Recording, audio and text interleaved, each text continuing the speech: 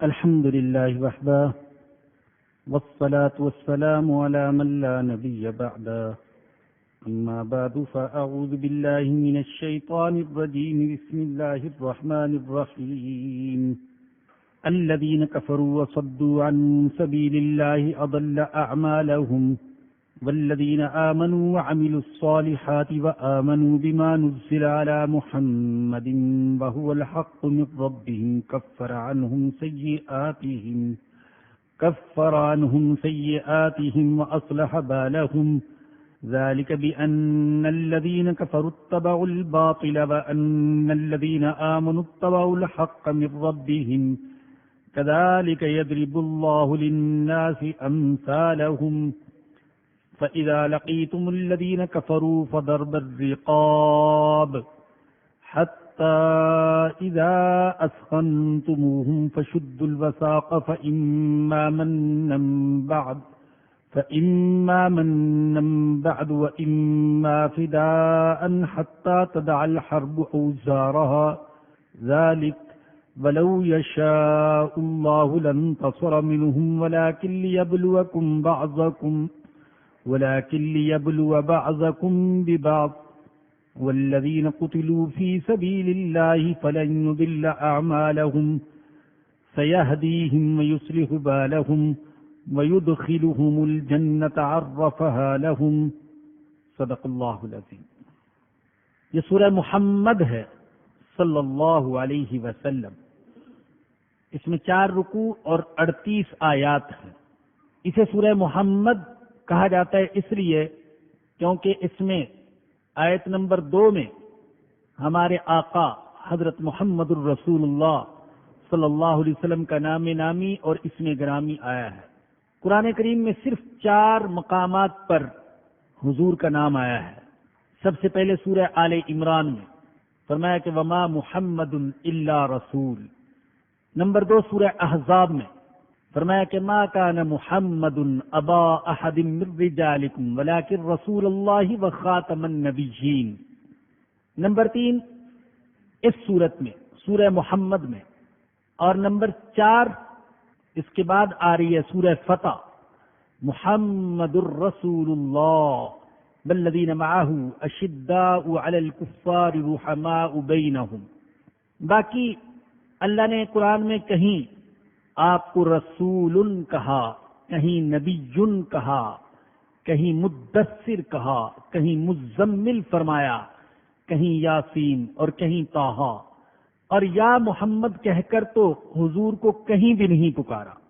البتہ دوسرے انبیاء کو پکارا، یا آدم بھی کہا، یا ابراہیم بھی کہا، یا زکریا بھی کہا، یا یحییٰ بھی کہا، یا موسیٰ بھی کہا، یا عیسیٰ بھی کہا، لیکن یا محمد کہیں نہیں کہا۔ اس میں نبی اکرم صلی اللہ علیہ وسلم کی عظمت ثابت ہوتی ہے۔ بعض حضرات نے یہ بات اٹھائی ہے کہ قرآن میں حضرت عیسیٰ علیہ السلام کا نام کئی بار آیا، اور غالباً سب سے زیادہ قرآن کریم میں حضرت موسیٰ علیہ السلام کا نام آیا۔ تو حضور کا نام تو اتنی بار نہیں آیا، لیکن دیکھا جائے تو قرآن کی ہر صورت میں اور قرآن کے ہر پارے میں اور قرآن کے ہر رکوع میں نبی اکرم صلی اللہ علیہ وسلم کا تذکرہ موجود ہے۔ حضور کی زندگی یہ قرآن کی تفسیر تھی۔ قرآن میں جو کچھ قال ہے وہ حضور کی زندگی میں حال ہے، تو جگہ جگہ حضور کا ذکر ہے۔ اس سورت کا دوسرا نام سورہ قتال بھی ہے، کیونکہ اس سورت میں کفار کے ساتھ قتال کا ذکر ہے، اور کہا جا سکتا ہے کہ اس پوری سورت کا موضوع جہاد و قتال ہے۔ اور اس سورت کا آغاز ایسے ہو رہا ہے جیسے کوئی فوج حملہ آور ہوتی ہے، نہ مقدمہ، نہ تمہید، نہ ابتدائی باتیں۔ سورت کا آغاز اس سے ہو رہا ہے الذین کفروا وصدوا عن سبیل اللہ اضل اعمالہم۔ وہ لوگ جنہوں نے کفر کیا اور اللہ کے راستے سے روکا، اللہ نے ان کے اعمال کو ضائع کر دیا۔ یہ بھی کہا جا سکتا ہے کہ پچھلی صورت میں جو مضمون چل رہا تھا سورہ احقاف میں، سورہ محمد اسی مضمون کی تکمیل کر رہی ہے۔ فرمایا کہ جو لوگ کافر ہیں اور اللہ کے راستے سے روکتے ہیں ان کے اعمال کو اللہ نے ضائع کر دیا۔ جو لوگ توحید پر ایمان نہیں رکھتے، نبوت پر ایمان نہیں رکھتے، قیامت پر ایمان نہیں رکھتے، ان کے اعمال کا ثواب آخرت میں کچھ نہیں ہوگا۔ ان کے اخلاق اچھے ہیں، وہ رفاہی ادارے چلاتے ہیں، وہ یتیم خانے کھولتے ہیں، انہیں ہسپتال بنائے ہیں، وہ جانوروں کے علاج معالجے کی فکر کرتے ہیں، بہت اچھی بات ہے۔ یہ کام مسلمانوں کے ہیں، ان کو کرنے چاہیے۔ کافر کرتے ہیں، ہم کہتے ہیں اچھا کرتے ہیں، اس سے ہم ان کو روکتے نہیں، لیکن آخرت میں ان اعمال کا ثواب حاصل کرنے کے لیے ایمان بنیادی شرط ہے۔ آج کل بہت سے ہمارے صحافی، قلمکار، دانشور، پڑھے لکھے لوگ، جدید تعلیم یافتہ، وہ پھبتیاں کستے ہیں، مذاق اڑاتے ہیں کہ لو دیکھو سارے اچھے کام تو وہ کرتے ہیں اور یہ کہتے ہیں ان کو ثواب کچھ نہیں ملے گا۔ میں پوچھتا ہوں، اگر ایک شخص برطانیہ، فرانس یا کسی دوسرے مغربی ملک میں رہتا ہے، اخلاق بھی اچھے، کام بھی اچھے، ہسپتال بھی قائم کرتا ہے، رفاہی ادارے بھی چلاتا ہے، لیکن وہ ملک کا وفادار نہیں، وہ ملک کے آئین اور قانون کو تسلیم نہیں کرتا، تو دنیا کا کون سا آزاد خیال ملک ایسا ہے جو اسے ایوارڈ دینے کے لیے تیار ہے؟ اگر آپ سارے اچھے اعمال کے باوجود محض ملک سے اور ملک کے آئین اور قانون سے غداری کی وجہ سے کسی شخص کو ایوارڈ اور انعام اور تحسین کا حقدار نہیں سمجھتے، تو جان لیجئے کہ جو اللہ کے آئین اور اللہ کے قانون کا وفادار نہیں، وہ بھی اللہ کے ہاں آخرت میں کسی صلے اور کسی انعام کا حقدار نہیں ہے۔ جہاں کافروں کا ذکر کیا وہیں پر ایمان والوں کا بھی ذکر، اور یہ قرآن کا انداز ہے۔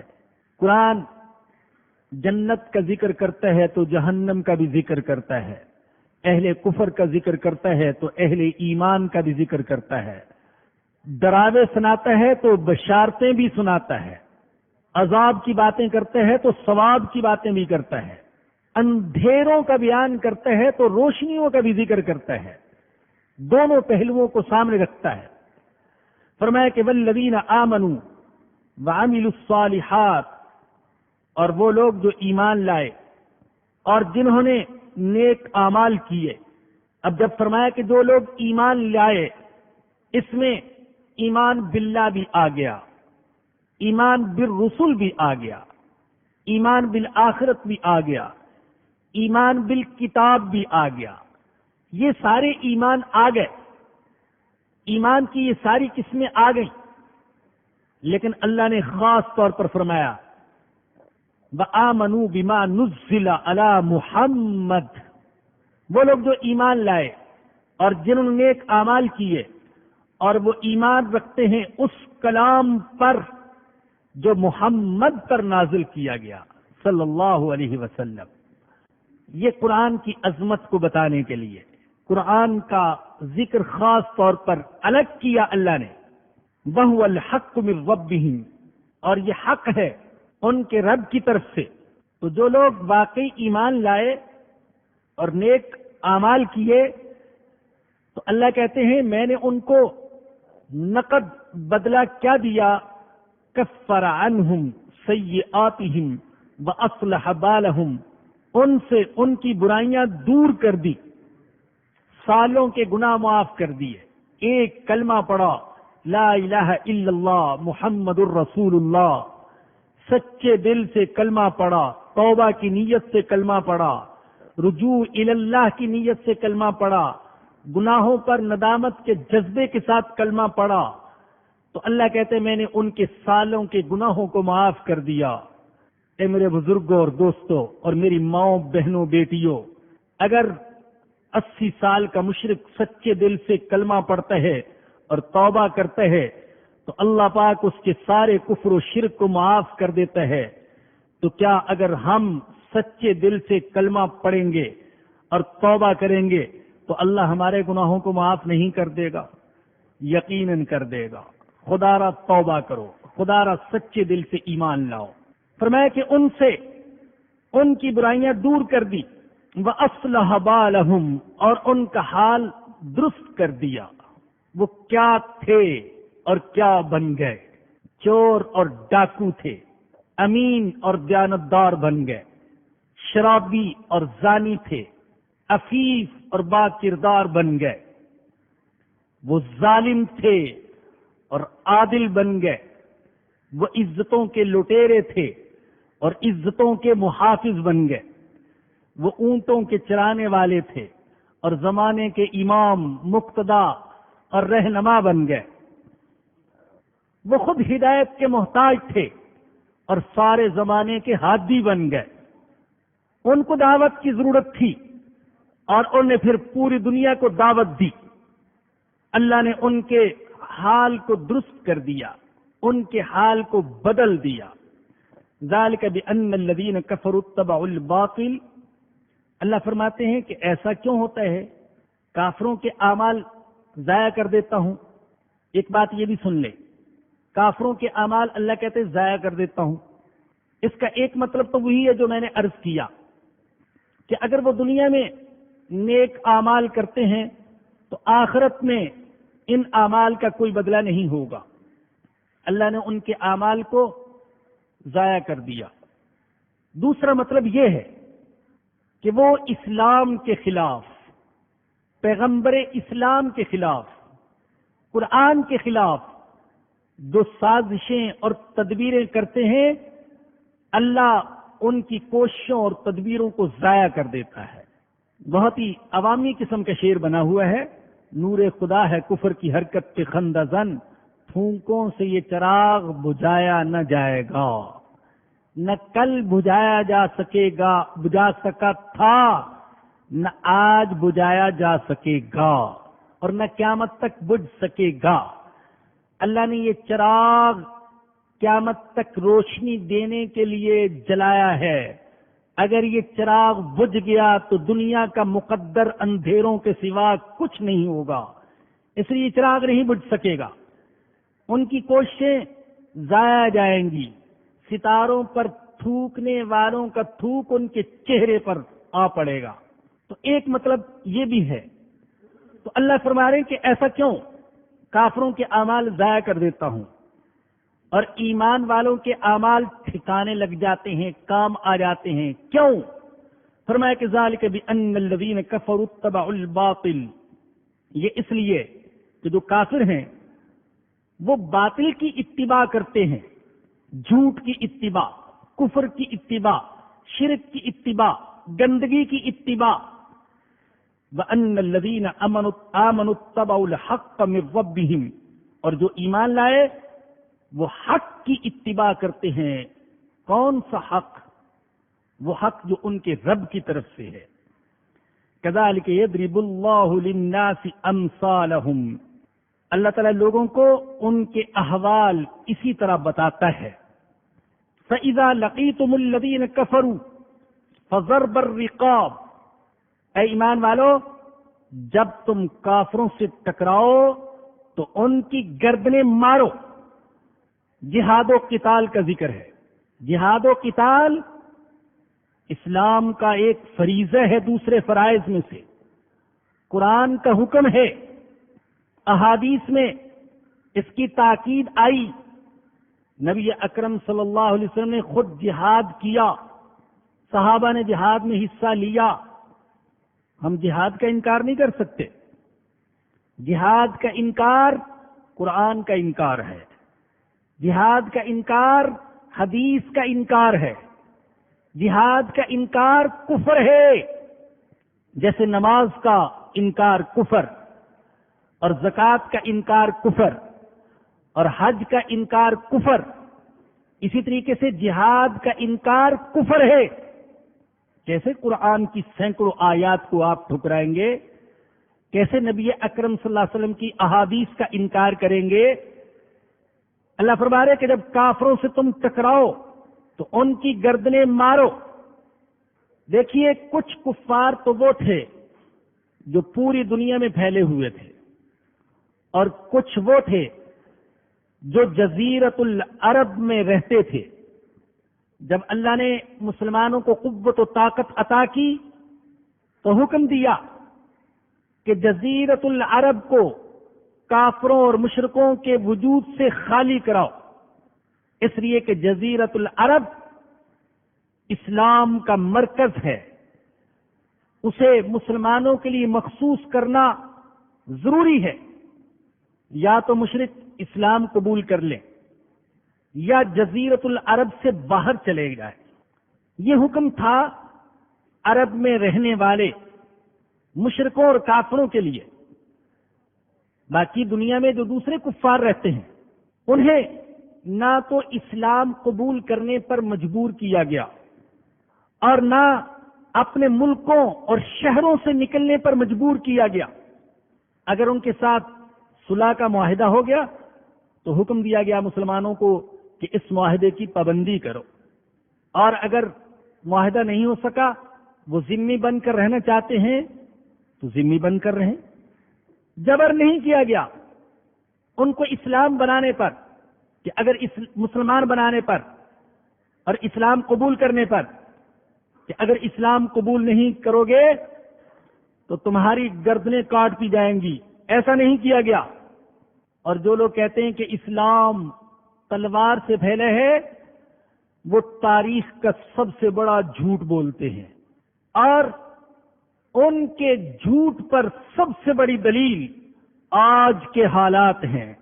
آج کے دور میں مسلمان جتنے مغلوب ہیں، مقہور ہیں، مظلوم ہیں، مجبور ہیں، پسے ہوئے ہیں، ستم کھا رہے ہیں، شاید تاریخ میں کبھی اتنے نہ ہوں، شاید تاریخ میں کبھی ایسے حالات نہ آئے ہوں۔ آج تو تلوار نہیں ہے، آج تو مسلمانوں کی تلوار کند ہو گئی، لیکن آج کے دور میں دنیا میں اسلام قبول کرنے والوں کی رفتار تاریخ کے سارے ادوار میں سے سب سے زیادہ ہے۔ اور حیرت کی بات یہ ہے کہ اسلام قبول کرنے والوں کی سب سے زیادہ تیز رفتار یورپ میں ہے، عرب میں نہیں، بر صغیر میں نہیں، پاک و ہند میں نہیں۔ سب سے زیادہ تیزی کے ساتھ اسلام قبول کیا جا رہا ہے یورپ میں۔ آج کون سی تلوار ہے جو یورپ والوں کو اسلام قبول کرنے پر مجبور کر رہی ہے؟ تو جو دنیا میں رہنے والے کفار اور مشرکین تھے ان کو مجبور نہیں کیا گیا اسلام قبول کرنے پر، اور اپنے شہروں اور ملکوں سے نکلنے پر۔ اور پھر یہ بھی جان لے، بہت سے لوگوں کو دھوکہ ہوتا ہے کم علمی کی وجہ سے اور سیرت اور تاریخ کا مطالعہ نہ کرنے کی وجہ سے، کہ شاید مسلمانوں نے کتنے کافروں اور مشرکوں کو قتل کیا ہوگا، گردنوں کے مینار بنا دیے ہوں گے، لاشوں کے ڈھیر لگا دیے ہوں گے۔ ایسا نہیں ہے۔ نبی اکرم صلی اللہ علیہ وسلم نے اپنی حیات طیبہ میں 27 غزوات میں حصہ لیا، 27 جنگوں میں حصہ لیا۔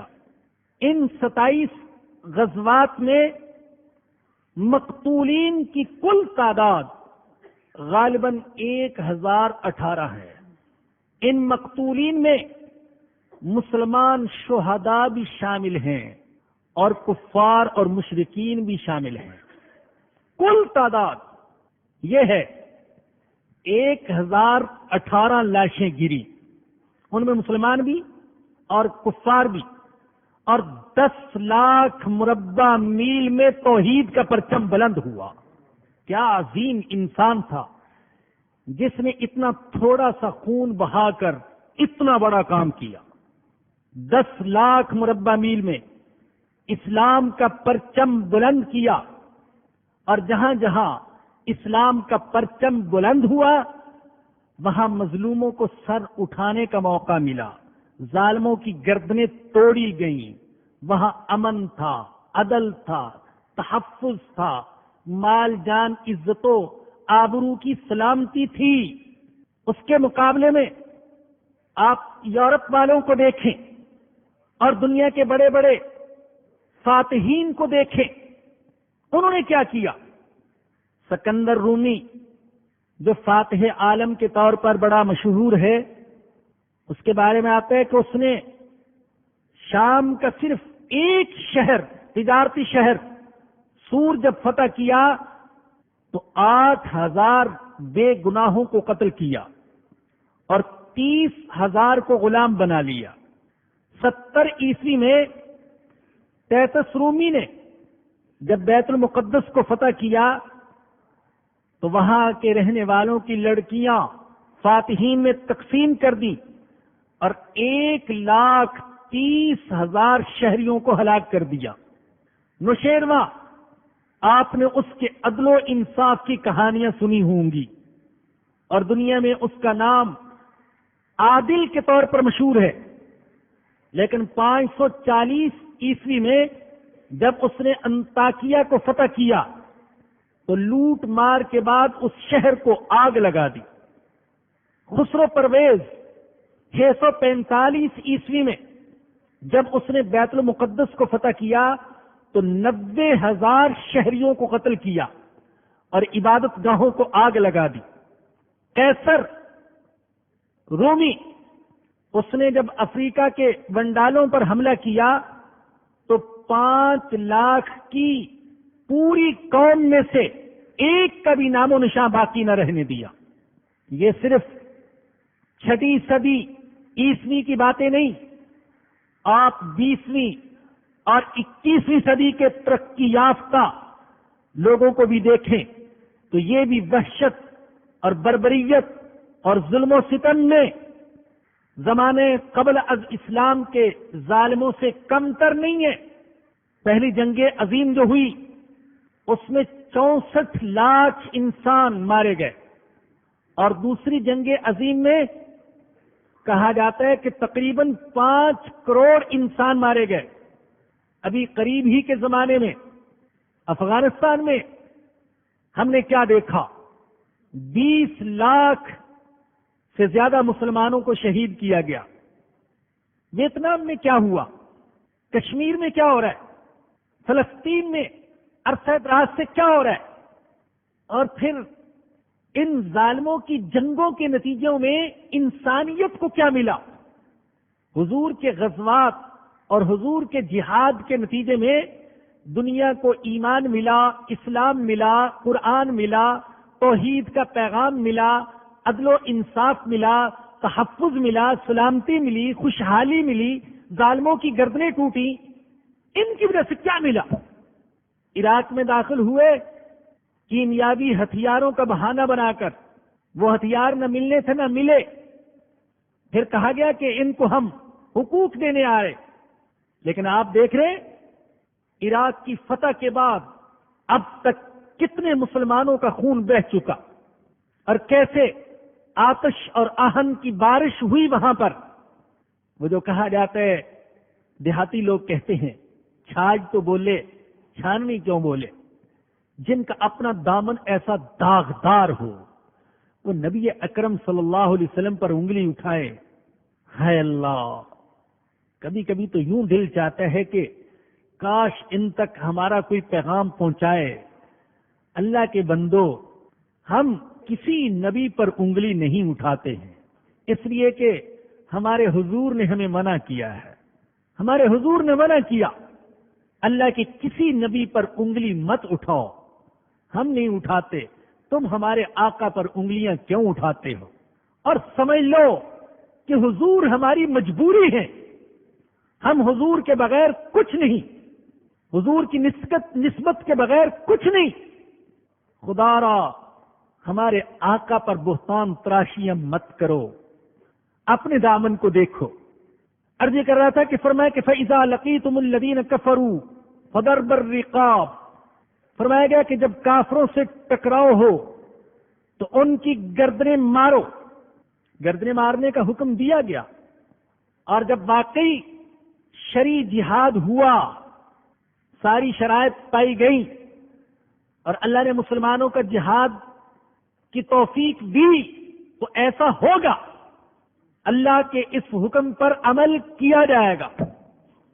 حیرت کی بات ہے، جمہوریت جیسا دھوکہ اور مغربی باطل نظام، بش صاحب کہتے ہیں کہ اس کی حفاظت کے لیے اگر ہمیں پوری دنیا میں حملے کرنے پڑے تو ہم کریں گے، تاکہ ہمارے شہریوں کا مستقبل محفوظ ہو، جمہوریت کا مستقبل محفوظ ہو۔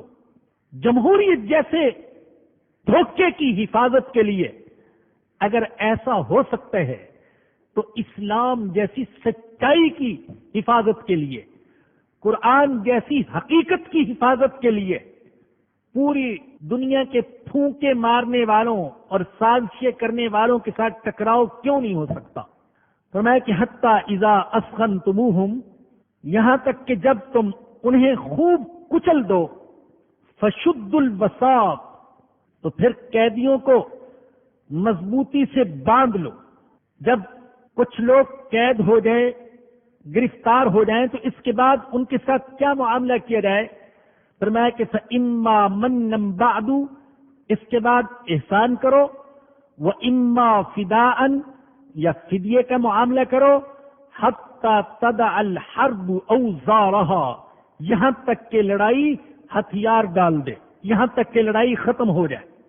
جو لوگ گرفتار ہوں جنگ میں، اسلام ان کے بارے میں امام کو 4 اختیار دیتا ہے: قتل کا اختیار، غلام بنا لینے کا اختیار، احسان کر کے چھوڑنے کا اختیار، اور فدیہ لے کر یا مسلمان قیدیوں کے ساتھ تبادلے کا اختیار۔ اب کسی کو یہ تعجب نہ ہو کہ کیا قتل کا بھی اختیار ہے؟ دیکھیے، نبی اکرم صلی اللہ علیہ وسلم نے عمومی حالات میں کسی قیدی کو قتل کرنے کی اجازت نہیں دی، بلکہ اس سے بھی آگے بڑھ کر کسی کافرہ عورت کو، کسی کافر بچے کو، کسی کافر مذہبی رہنما کو، بیمار کو، معذور کو، بوڑھے کو قتل کرنے کی اجازت نہیں دی۔ اور اسلام کا کوئی کٹر سے کٹر مخالف ثابت نہیں کر سکتا کہ نبی اکرم صلی اللہ علیہ وسلم کے غزوات میں اور صحابہ اکرام کے جہاد میں کسی ایک شہر کو آگ لگائی گئی ہو، کسی ایک عورت کی عزت لوٹی گئی ہو۔ ہے کوئی دنیا کا فاتح جو یہ دعویٰ کر سکے؟ ظالموں، تم عراق میں داخل ہوئے تو کیا کیا؟ افغانستان میں داخل ہوئے تو کیا کیا؟ تم نے کیا کیا؟ اور ہمارا جو شریعت کے مطابق جہاد تھا اس میں یوں ہوا، کسی کی عزت نہیں لوٹی گئی، کسی لاش کا مسئلہ نہیں کیا گیا، کسی قیدی پر ظلم نہیں کیا گیا۔ قید ہوئے لوگ اور جنگ میں قید ہوتے، جنگ ہے، کوئی مذاق تو نہیں ہے، کھیل تو نہیں ہے، کھیل ختم ہوا اور ٹیمیں اپنے اپنے گھر میں واپس، جنگ ہے، لوگ قید ہوئے۔ لیکن قیدیوں کے ساتھ کیا معاملہ ہوا؟ نبی اکرم صلی اللہ علیہ وسلم نے صحابہ سے کہا تھا، استوصوا بالاسارى خیرا، دیکھو قیدیوں کے ساتھ اچھا معاملہ کرنا۔ صحابہ اکرام نے نبی اکرم صلی اللہ علیہ وسلم کی اس بات کو پلے باندھ لیا۔ بدر کے قیدیوں میں سے ایک قیدی ابو عزیز کہتے ہیں کہ جو قیدی تقسیم ہوئے تو میں ایک انصاری کے حصے میں آیا۔ کچھ انصاری کے ہاں غربت تھی، لیکن حال یہ تھا کہ وہ خود اور ان کے اہل و عیال کھجور اور پانی پر گزارا کرتے تھے اور میرے لیے روٹی کا انتظام کرتے تھے۔ ایک قیدی سہیل بن عمر تھے، بڑے آتش بیان مقرر، نبی اکرم صلی اللہ علیہ وسلم کے خلاف اور اسلام کے خلاف اور مسلمانوں کے خلاف بولا کرتے تھے۔ اب پکڑے گئے، کسی نے مشورہ دیا، یا رسول اللہ اس کے تو دانت توڑ دیے جائیں۔ اللہ اکبر، قربان جاؤں اپنے آقا کے قدموں کی خاک پر۔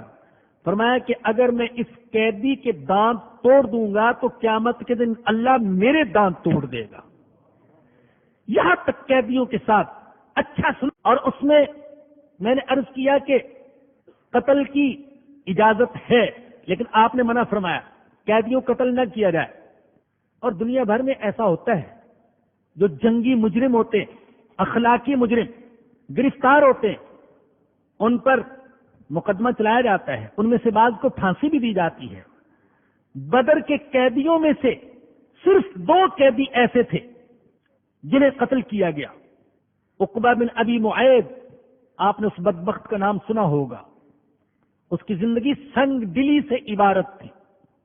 اور اسی طریقے سے نصر بن حارث، غلیظ قسم کا دشمن، گندگی پھیلانے والا، رنڈیوں کے مجرے کرانے والا، اسلام سے روکنے والا، بہت بڑا ظالم، بس ان 2 کا قتل کیا گیا۔ جنگ احد کے قیدیوں میں سے صرف 1 کو قتل کیا گیا۔ ایسا نہیں کہ عام اجازت تھی، صرف ان ظالموں کو قتل کیا گیا۔ تو پہلا اختیار تو یہ قتل کر سکتے امام، لیکن عام حالات میں اللہ کے نبی نے منع فرمایا۔ دوسرا اختیار امام کو جو دیا گیا وہ غلام بنانے کا، کہ ان کو غلام اور لونڈیا بنایا جا سکتا ہے۔ بعض لوگوں کو اس پر بھی بڑا اشکال ہوتا ہے۔ جان لیجئے، غلام اور لونڈی کا رواج یہ اسلام سے قبل چلا آ رہا تھا۔ اسلام نے غلام اور لونڈی کے ادارے کی بنیاد نہیں رکھی، بلکہ اس میں اصلاحات کی ہیں۔ یہ تو پہلے سے تھا۔ ان کے ہاں نظام تھا، جو قیدی گرفتار ہوتے تھے ان کو غلاموں اور لونڈیوں کے طور پر تقسیم کر لیا جاتا تھا۔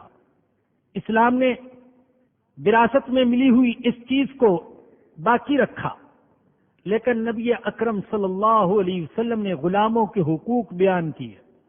کیسے حقوق؟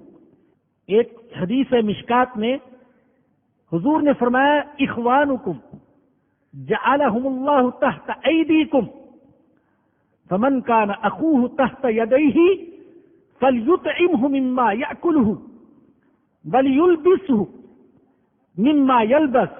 فرمایا کہ یہ تمہارے بھائی ہیں، اللہ نے ان کو تمہارے ماتحت کر دیا ہے، جو خود کھاتے ہو وہ ان کو کھلاؤ، اور جو خود پہنتے ہو وہ ان کو پہناؤ۔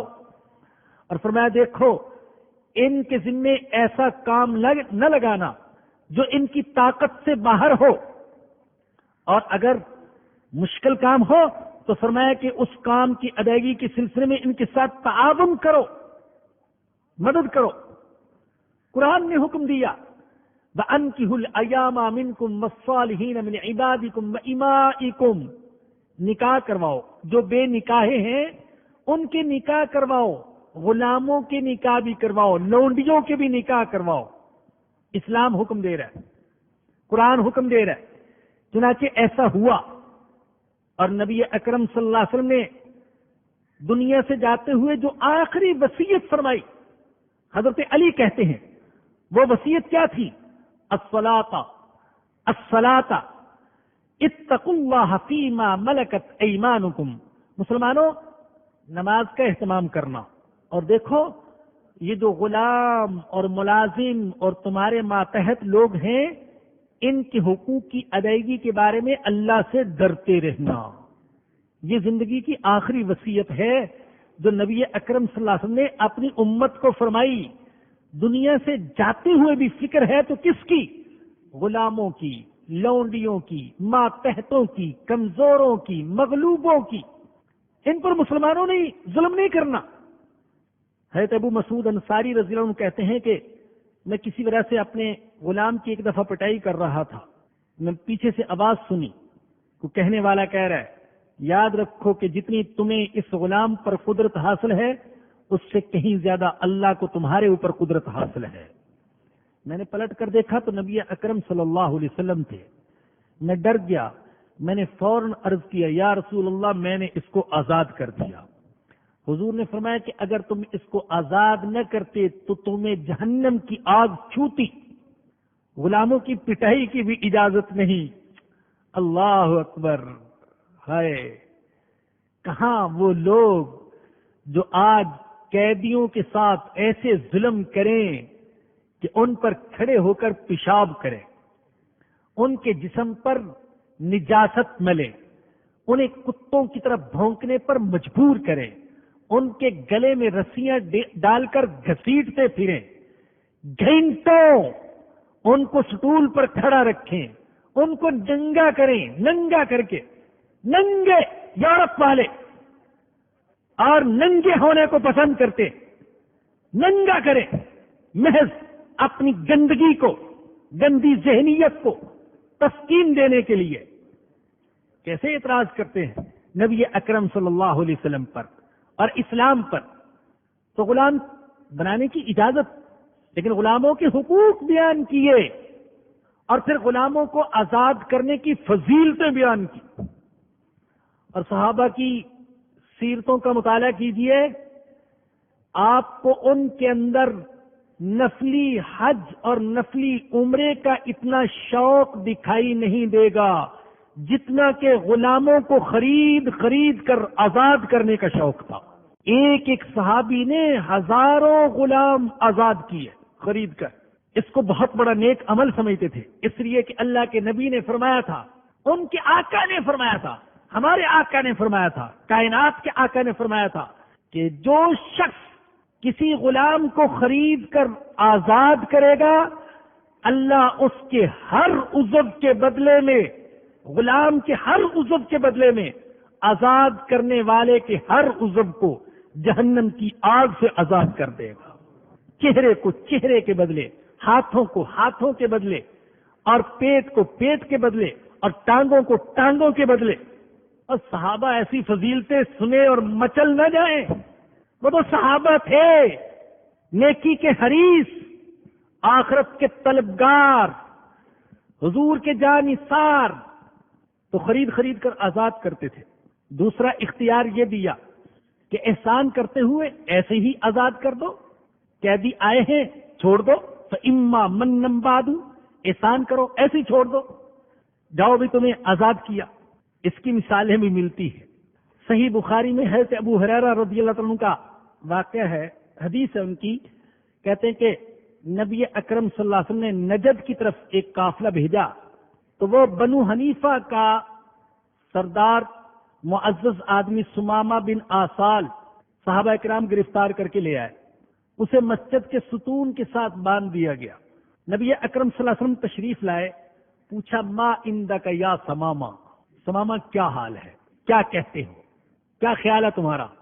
کہنے لگا اندی خیر، اچھی رائے ہے میرے پاس تو خیر ہی ہے۔ کہنے لگا ان تقتلنی تقتل ذا دمن، اے حضور اگر آپ مجھے قتل کریں گے تو میں واقعی قتل کا حقدار ہوں۔ وَإِن تُنْعِمْ عَلَيَّ شَاكِرْ عَلَى شَاكِرْ، اگر آپ میرے اوپر احسان کریں گے تو میں ایسا شخص ثابت ہوں گا جو اس احسان کی قدر کرے گا۔ وَإِن كُنْتَ تُرِيدُ الْمَالَ فَسَلْ مَا شِئْتَ، اور اگر آپ کو کچھ پیسہ چاہیے تو مانگیے، جتنا مانگتے ہیں میں دینے کے لیے تیار ہوں۔ حضور واپس چلے گئے، اگلے دن پھر آئے، پھر پوچھا، یہی جواب ملا۔ حضور نے باندھ رکھا تھا۔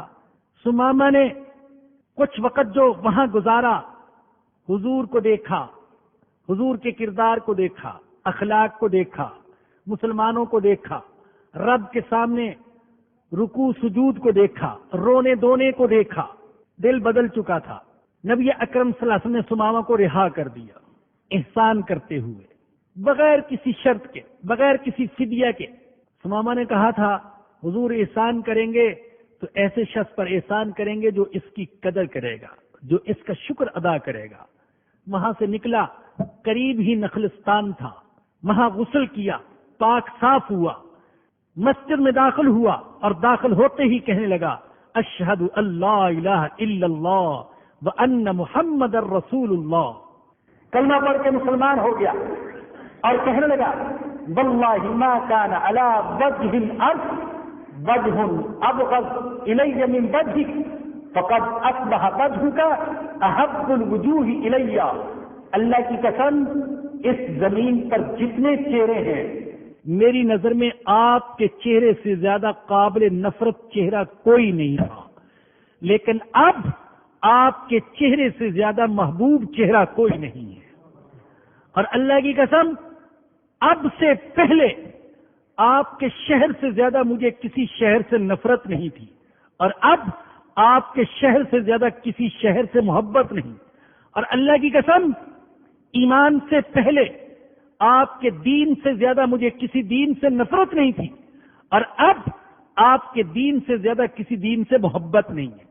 احسان کرتے ہوئے رہا کر دیا، فَإِمَّا مَنًّا بَعْدُ، اس کی بھی اجازت کہ ویسے ہی رہا کر دیا جائے، اور چوتھی صورت کہ فدیہ لے کر یا تبادلہ کر کے، ایسا بھی ہوا۔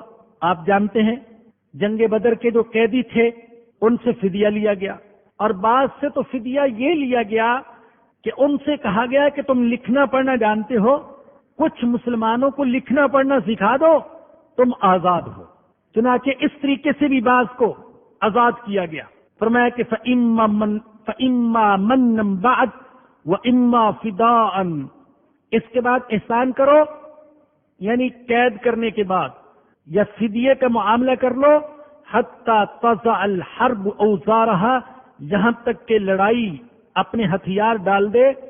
ذالک، یہی حکم ہے، وَلَوْ يَشَاءُ اللَّهُ لَانتَصَرَ مِنْهُمْ، اگر اللہ چاہتا تو ان سے خود انتقام لے لیتا، کافروں سے اللہ خود انتقام لے لیتا اگر اللہ چاہتا۔ وَلَٰكِن لِيَبْلُوَ بَعْضَكُمْ بِبَعْضٍ، لیکن وہ تم میں سے ایک کا امتحان دوسرے کے ذریعے سے لیتا ہے۔ اگر اللہ چاہتا تو ظالموں سے اور مشرکوں سے براہ راست انتقام لے سکتا تھا، جیسے اس نے کسی قوم کو پانی کا عذاب بھیج کر، کسی کو ہوا کا عذاب بھیج کر، اور کسی کو گرجدار آواز کے ذریعے سے تباہ کیا، تو اللہ ایسا کر سکتا تھا۔ لیکن اگر اللہ ایسا کرتا تو شہادت کا مرتبہ کس کو ملتا؟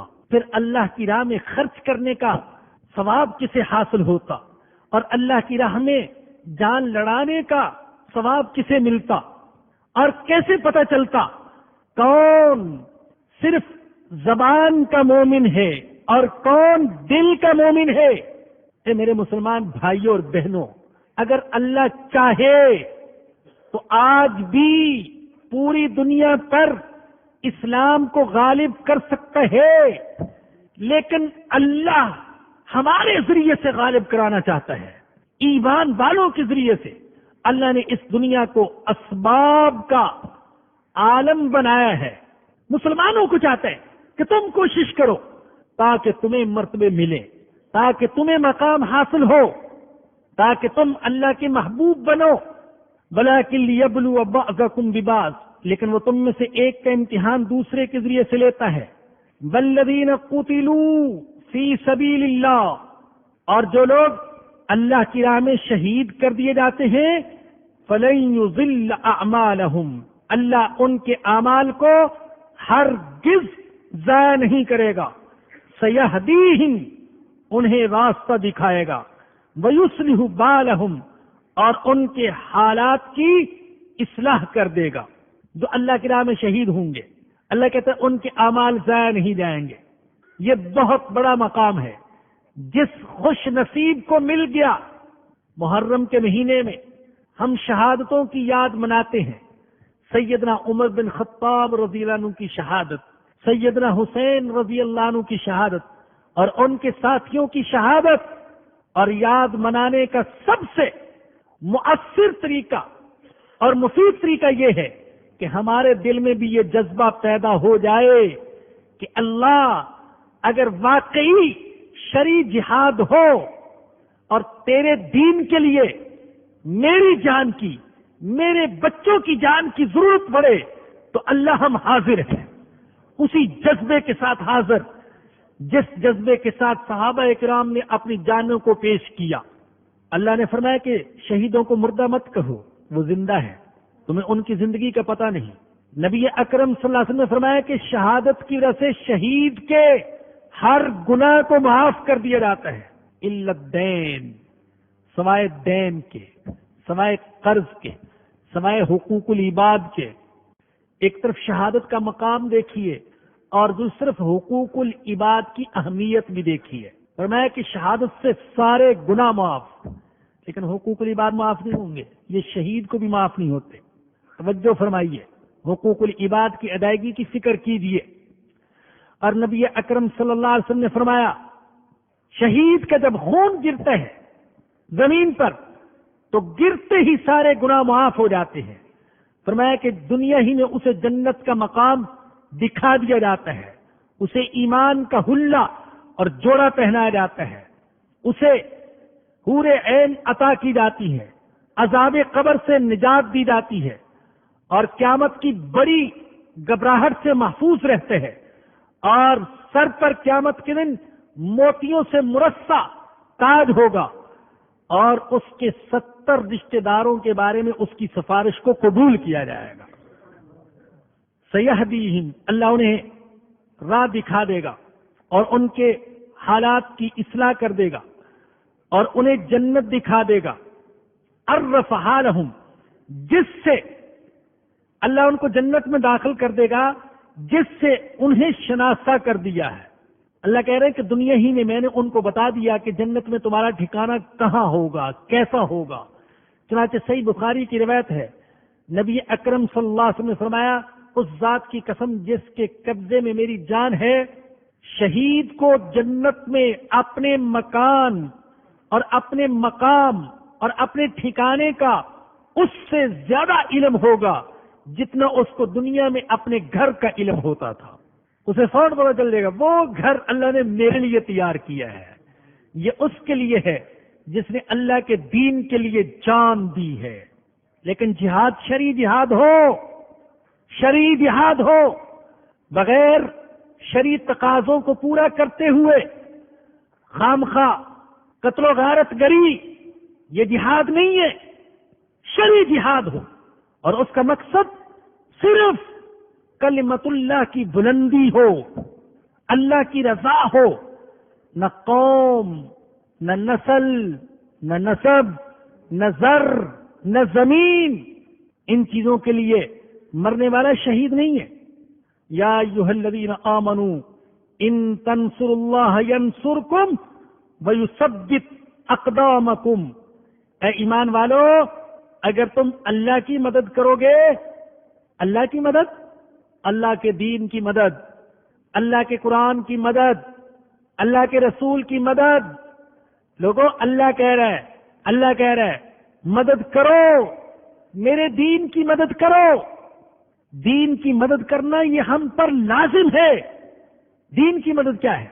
دین کی مدد خود دین پر چلیں اور دوسروں کو دین پر چلنے کی دعوت دیں، جتنا ہمارے بس میں ہے، جتنا ہمارے اختیار میں ہے۔ فرمایا کہ اے ایمان والو اگر تم اللہ کی مدد کرو گے، ینصرکم، اللہ تمہاری مدد کرے گا، ویثبت اقدامکم، اور تمہیں ثابت قدم رکھے گا۔ والذین کفروا، اور وہ لوگ جو کافر ہیں، فتأسل لہم، ان کے لیے ہلاکت ہو، واضل اعمالہم، اور اللہ نے ان کے اعمال کو ضائع کر دیا۔ کیوں؟ ذالک بانہم کرہوا ما انزل اللہ، یہ اس لیے کہ وہ اللہ کی نازل کردہ چیز سے ناخوش ہوتے ہیں۔ فاحبط اعمالہم، تو اللہ نے ان کے اعمال کو ضائع فرما دیا۔ کیوں؟ اس لیے کہ وہ اللہ کے نازل کردہ کلام سے ناخوش ہوتے، اس کو پسند نہیں کرتے۔ کیسے کہوں، بعض نام نہاد مسلمان بھی ایسے ہیں، ان کے سامنے قرآن پڑھا جائے، قرآن کا پیغام ان کو سنایا جائے، حدیث رسول سنائی جائے تو انہیں ناگوار گزرتا ہے۔ قرآن کی باتیں آج کے دور میں، یہ گھسی پھٹی باتیں، یہ قیامت کی باتیں، یہ آخرت کی زندگی کی باتیں، معاذ اللہ ثم معاذ اللہ، باطل کو حق سمجھتے ہیں اور حق کو باطل سمجھتے ہیں، عارضی کو دائمی سمجھتے ہیں اور دائمی کو معاذ اللہ ایک دھوکہ خیال کرتے ہیں، سراب کو حقیقت اور حقیقت کو سراب سمجھتے ہیں۔ فرمایا کہ وہ نفرت کرتے ہیں ما انزل اللہ سے، جو اللہ نے اتارا۔ اللہ ہمارے دلوں میں ما انزل اللہ کی محبت ڈالے، اللہ قرآن کی محبت ڈالے، قرآن کی اشاعت کا جذبہ اللہ ہمارے دلوں میں پیدا فرما دے۔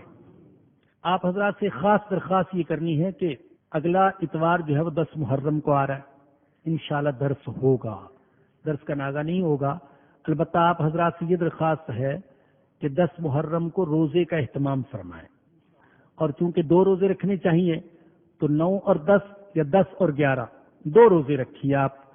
اور یہاں انشاءاللہ مختصر طور پر کھجور وغیرہ کی صورت میں ساتھیوں نے افطاری پیش کرنے کا بھی ارادہ کیا ہے، تو جو حضرات روزے کی حالت میں تشریف لائیں گے اور یہاں افطار کرنا چاہیں گے تو انشاءاللہ ان کو افطاری کا کچھ سامان باہر دے دیا جائے گا۔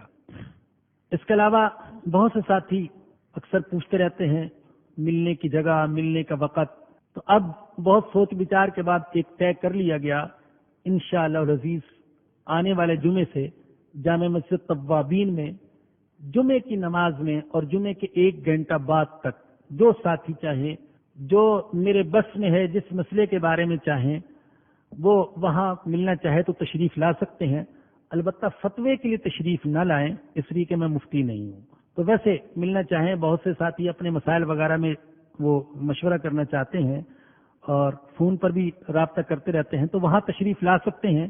اور الحمدللہ آپ کے لیے خوشخبری کے طور پر یہ ہے کہ اس جمعے سے وہاں پر جمعہ بھی شروع ہو رہا ہے، ہو سکتا ہے آپ باہر نکلیں تو آپ کو اس کا پمفلٹ بھی مل جائے گا۔ حوصلہ افزائی کے لیے اور دوسروں کو ترغیب کے لیے جو ہمارے پاس بہت ساری ای میل آتی ہیں، آج ان میں سے چند اختصار کے ساتھ آپ کو سنا رہا ہوں۔ یہ پہلی ای میل جو ہے یہ آکلینڈ نیوزی لینڈ سے حنیف پٹیل صاحب ہیں، فرماتے ہیں آپ کی سائٹ سننے اور سیکھنے کے لیے بہت اہم ہے، دعاؤں میں نیوزی لینڈ کے مسلمانوں کو بھی یاد رکھیں، ہم 40 لاکھ کی آبادی میں 40,000 ہیں، اللہ پاک ایمان پر قائم رکھے سب کو۔ یہ کاجانگ ملائیشیا، وہاں سے عدنان اکبر صاحب ہیں، فرماتے ہیں سورۃ الحاقہ سن کر متاثر ہوا، مولانا کا گرما دینے والا انداز پسند ہے، آج کی چمکتی دنیا میں نرم اور ہلکا لہجہ نہیں بلکہ اسی انداز کی ضرورت ہے۔ ٹورنٹو کینیڈا سے مسز ہما ہیں، فرماتی میں اور میرے شوہر ہر روز یہ ویب سائٹ دیکھتے اور سنتے ہیں، ہماری کوشش ہے کہ ہم کینیڈا میں بھی لوگوں سے اس سائٹ کو سننے کے لیے کہیں۔ پاٹوکٹ امریکہ سے اسمارا آغا ہیں، فرماتی ہیں آپ نے یہ سائٹ بنا کر بہت زبردست کام کیا، جس کی وجہ سے مجھ جیسے بہت سے لا علموں کے علم میں اضافہ ہوا اور دلوں میں ایمان کی روح تازہ ہو گئی ہے۔ لندن برطانیہ سے طارق صاحب فرماتے ہیں میں اتنی عظیم ویب سائٹ بنانے پر آپ کو مبارکباد دیتا ہوں، اللہ تعالیٰ آپ سب کو اس دنیا میں اور یوم قیامت خوشیاں عطا فرمائے، آمین۔ فری ٹاؤن سیر علامن سے محمد صدیق مروت صاحب فرماتے ہیں کہ درس کے ساتھ ساتھ لفظی ترجمہ بھی شروع کیا جائے تو بہت اچھا ہوگا انشاءاللہ۔ مونٹریال کینیڈا سے خالد جاوید صاحب فرماتے ہیں میں کینیڈا میں رہتا ہوں اور بچوں کی تعلیم کی وجہ سے پاکستان واپس آنا چاہتا ہوں، مدرسے میں اپنے بچوں کو داخل کرانا چاہتا ہوں، اللہ آسان فرمائے۔ ہیوسٹن امریکہ سے مسز عائشہ عبود، اللہ آپ پر رحمت نازل فرمائے، آمین۔ 2 سال سے نیٹ پر آپ کا پروگرام باقاعدگی سے سن رہے ہیں، آپ کے درس یہاں اس کافر ملک میں نعمت ہے، اللہ اس نعمت کو اور آگے ہی آگے بڑھائے۔ آپ سے درخواست ہے کہ میرے 3 بیٹے اور 3 بیٹیوں کے لیے دعا فرمائیں۔ اسٹاک ہوم سویڈن سے سید تنویر صاحب، مجھے اپنے دوست کے ذریعے اس سائٹ کا پتہ معلوم ہوا، بہت اچھی سائٹ ہے، مجھے پسند ہے۔ شیفلیڈ برطانیہ سے اسداللہ خالد صاحب، ہمیں واقعی آپ کی ویب سائٹ سے بڑی خوشی ہوئی، یہ بہت اچھی سائٹ ہے۔ سینٹ آگسٹائن فلوریڈا امریکہ سے مدثر نظر ملک، مجھے آپ کی سائٹ بہت ہی پسند ہے کیونکہ موجودہ دور میں یہ ایک اچھا قدم ہے۔ اور جرمنی سے خالد صاحب، اچھی سائٹ ہے، میں پسند کرتا ہوں، اللہ ہم سب کو اس کام کو مزید آگے بڑھانے کی توفیق عطا فرمائے۔ الحمدللہ رب العالمین والصلاة والسلام علی سید الانبیاء والمرسلین، ربنا ظلمنا انفسنا وان لم تغفر لنا وترحمنا لنکونن من الخاسرین۔ یا ارحم الراحمین ہم پر رحم فرما، یا تواب ہماری توبہ قبول فرما، یا غفار ہمیں معاف فرما، یا ستار ہمارے گناہوں پر پردہ ڈال دے، یا عفو معاف فرما دے، درگزر فرما دے، اے اللہ ہمارے حال پر رحم فرما۔ اللہ جو زندگی باقی ہے وہ تیرے حکموں کے مطابق اور تیرے سچے نبی کے سچے طریقوں کے مطابق گزارنے کی توفیق عطا فرما۔ اے اللہ یا ارحم الراحمین، جن ساتھیوں نے یہاں موجودہ ساتھیوں میں سے اور بیرون ملک ساتھیوں میں سے جن ساتھیوں نے دعاؤں کے لیے کہا، یا اللہ ان سب کی نیک تمناؤں اور جائز ضروریات کو پورا فرما۔ اللہ ہم سب کو نیک بنا، اللہ روزگار عطا فرما، اللہ رزق حلال عطا فرما، اللہ حرام سے بچنے کی توفیق عطا فرما، اللہ ہمارے رزق میں برکت دے دے، اللہ ہمیں نیک بنا دے، اللہ ہماری اولاد کو نیک بنا دے، اللہ ہمیں توفیق عطا فرما کہ ہم تیری ان نعمتوں کا بھی شکر ادا کریں جو تو نے ہمارے والدین پر کی، اور ان نعمتوں کا بھی شکر ادا کریں جو تو نے ہم پر کی، اور ہم ایسے اعمال کریں جن کو تو پسند کرتا ہے، اور اللہ ہماری اولاد کو نیک بنا دے، اور اللہ ہم توبہ کرتے ہیں، اور اللہ ہم مسلمانوں میں سے ہیں، اللہ ہمیں اسلام پر زندہ رکھنا اور اسلام پر مارنا۔ اللہ جتنے بیماروں نے دعاؤں کے لیے کہا ان سب کو شفا عطا فرما، جو نہیں کہہ سکے یا اللہ اور ایسے بے شمار ہیں، اللہ ان کو بھی شفا عطا فرما۔ اللہ ہمیں، ہمارے عزیزوں کو، والدین کو، بچوں کو، یا اللہ متعلقین کو جسمانی اور روحانی ساری بیماریوں سے شفا عطا فرما۔ اللہ کرم فرما دے، اللہ رحم فرما دے، اللہ معاف فرما دے۔ اللہ اس درس قرآن کو قبولیت اور مقبولیت عطا فرما۔ اللہ زندگیاں بدلنے کا ذریعہ بنا دے، اللہ اخلاص نصیب فرما دے، یا رب اخلاص نصیب فرما دے۔ اللہ ریا سے بچانا، اللہ دکھاوے سے بچانا، اللہ نمود و نمائش سے بچانا۔